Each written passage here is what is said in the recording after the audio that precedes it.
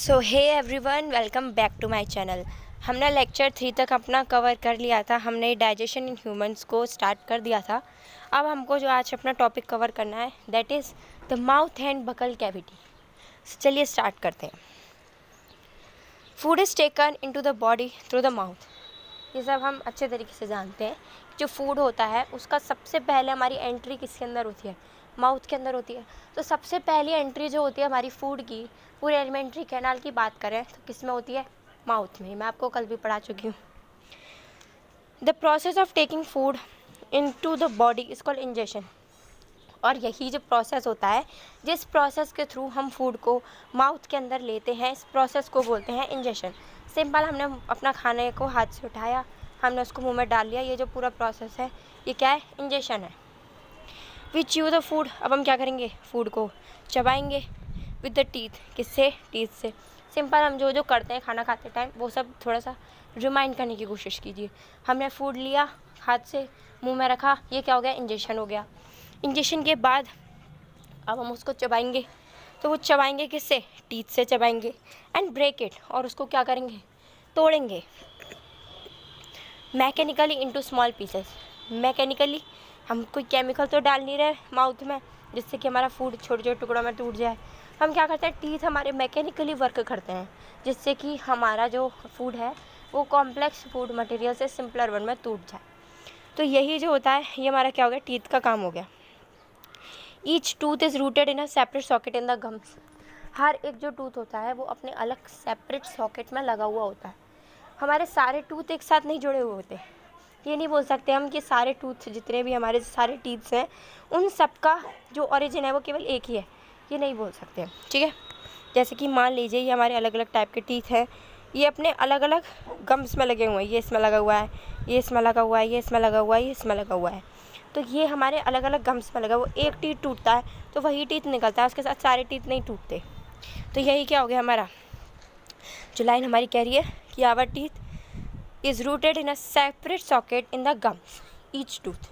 okay, our teeth vary in appearance. हमारा जो teeth है वो, मतलब बात करें अगर अपीयरेंस की, तो सारे टीथ एक जैसे नहीं होते। दे वैरी इन देयर अपीयरेंस। मतलब एक टीथ एक जैसे मतलब नुकीला होता है, एक टीथ लंबा होता है, एक टीथ 3 रूट्स के साथ होता है। हम बोल सकते हैं जो टीथ का अपीयरेंस होता है वो अलग अलग होता है। एंड परफॉर्म डिफरेंट फंक्शंस, और वो अलग अलग फंक्शन परफॉर्म करते हैं। मतलब कि किसी टीथ का काम होता है बाइटिंग का, किसी टीथ का काम होता है च्युइंग का, किसी टीथ का काम होता है कटिंग का। तो सब टीथ के अलग अलग फंक्शन होते हैं। Accordingly they are given different names. उसी के अकॉर्डिंग उनको अलग अलग नाम दिया गया है। क्या नाम दिया गया है वो तब हम पढ़ेंगे। सबसे पहले हम बात कर लेते हैं अपने इस डायग्राम की। देख सकते हैं आप इसमें कि हमको 4 टाइप के टीथ दे रखे हैं। पहला है हमारा इंसीजर, फिर है हमारा कैनाइन, ओके, फिर है उसके ऊपर है हमारा प्रीमोलर, देख सकते हैं आप, उसके ऊपर है हमारा मोलर। तो ये 4 टाइप के टीथ हैं। ये किसके बेसिस पर हैं?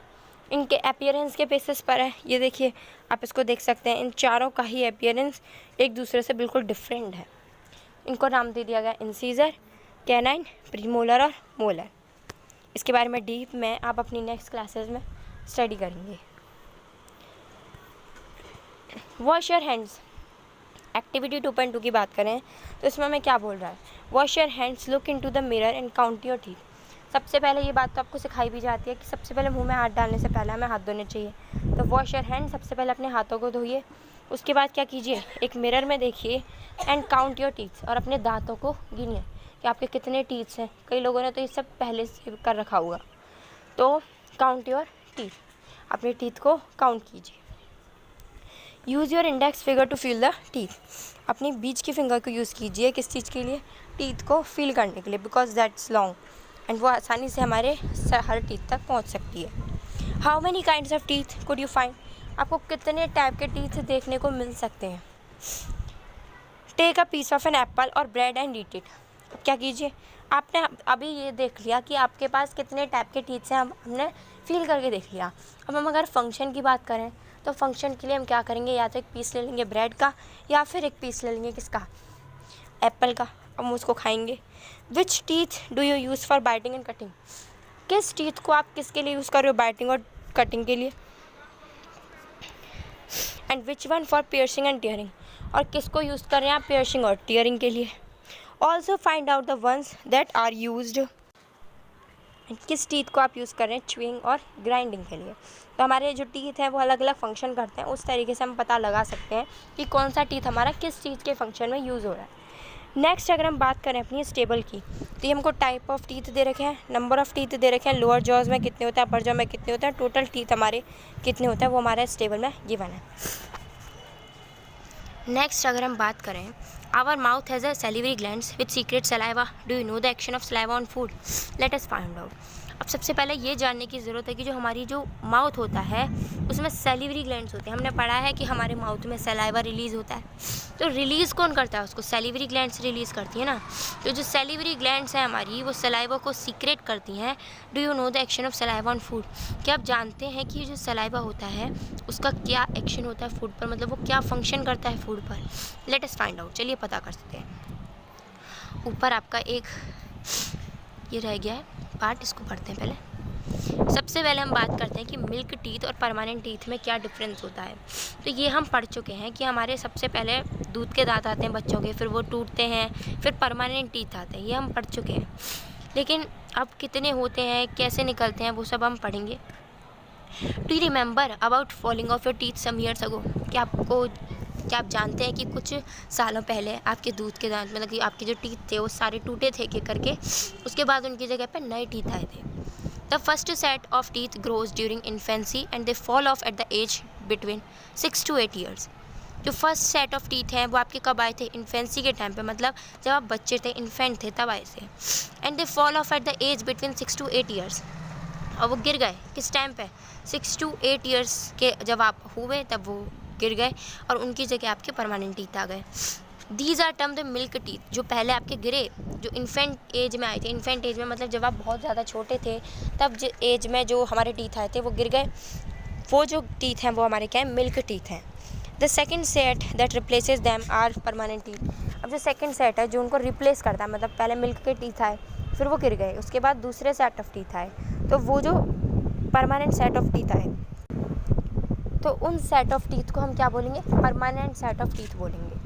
द परमानेंट टीथ में लास्ट थ्रू आउट लाइफ और fall off during old age और due to some dental disease. अभी जो परमानेंट डिसीज़ होता है, हमने पढ़ा होगा कि बड़े जो लोग होते हैं उनके जो दांत गिर जाते हैं, अगर एक दांत टूट गया तो फिर वो दोबारा नहीं आता, किस वजह से, क्योंकि दे आर परमानेंट टीथ, जो टीथ रिप्लेस होने थे वो पहले रिप्लेस हो चुके हैं। तो अब अगर जो भी नया टीथ आएगा वो हमारा वापस से रिप्लेस नहीं होगा।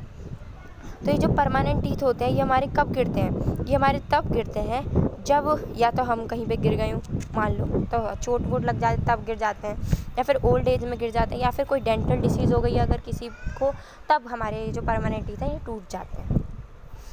अब बूजो को एक क्वेश्चन आया, Boojho is fascinating by the highly coiled small intestine seen in figure 2.2। जो बूजो है हमारा, उसको जो स्मॉल इंटेस्टाइन दे रखी है आपको देख लेते हैं हम पहले। ये देखिए, ये स्मॉल इंटेस्टाइन दे रखी है हमको बिल्कुल उलझी हुई सी, ये जो दे रखी है ये हमारी क्या है, स्मॉल इंटेस्टाइन अंदर जो पिंक पिंक दे रखी है। तो बूजो इसको देख के थोड़ा फैसिनेट, मतलब बहुत ज़्यादा अचंभित हो रहा है। क्यों हो रहा है अचंभित, अब ये देखते हैं। He wants to know its length. अब बूजो को इसकी लेंथ जाननी है। बूजो मतलब ये सोच रहा है सिंपल कि अगर इतनी बड़ी स्मॉल इंटेस्टाइन हमारे अंदर प्रेजेंट है तो उसकी लेंथ क्या होती है, आखिर इतनी बड़ी स्मॉल इंटेस्टाइन हमारे अंदर आ कैसे गई। Would you like to make a wild guess, क्या आप कोई गेस बताना चाहते हो कि आखिर ये कितनी लंबी हो सकती है। We have given its approximate length on page 16। वैसे तो हमने इसकी अप्रॉक्सीमेट लेंथ जितनी होती है वो पेज नंबर 16 में दे रखी है कि इसकी लेंथ कितनी होनी चाहिए। Just imagine how such a long structure is accommodated in a small space within our body। अब इस चीज़ को सोचने की कोशिश कीजिए कि इतना बड़ा स्ट्रक्चर स्मॉल इंटेस्टाइन का वो हमारे इस, तो हम ये सोचने की अगर कोशिश करें कि इतना बड़ा स्ट्रक्चर हमारे इतने छोटे से पेट में, हम बोल सकते हैं बहुत छोटा हमारा शरीर है जिसमें इतनी सारी हड्डियाँ, इतने बड़े बड़े स्ट्रक्चर, ये सब फिट हैं, तो आखिर ये कैसे फिट है, सोचने की कोशिश करते हैं। वो जो इस चीज़ को देख के बहुत ज़्यादा सोची जा रहा है, हम देखेंगे कैसे फिट हो रहा है भैया। चलिए हमारी जो नेक्स्ट एक्टिविटी है एक्टिविटी 2.3, अब हम इस एक्टिविटी को अपने नेक्स्ट लेक्चर में कंप्लीट करेंगे। ये चैप्टर ऐसा है हमको इसको धीरे धीरे करना पड़ेगा वरना टोटली कंफ्यूज हो जाएंगे आप। तो अभी इतना कीजिए, बाकी का हम अपनी नेक्स्ट वीडियो में कवर करेंगे। So don't worry about any lecture कि सिलेबस के बारे में बिल्कुल चिंता ना करें कि सिलेबस कंप्लीट हो गया नहीं, बहुत जल्दी सिलेबस हो जाएगा, रिवीजन भी कंप्लीट हो जाएगा। Thanks a lot and don't forget to like, share and subscribe my channel.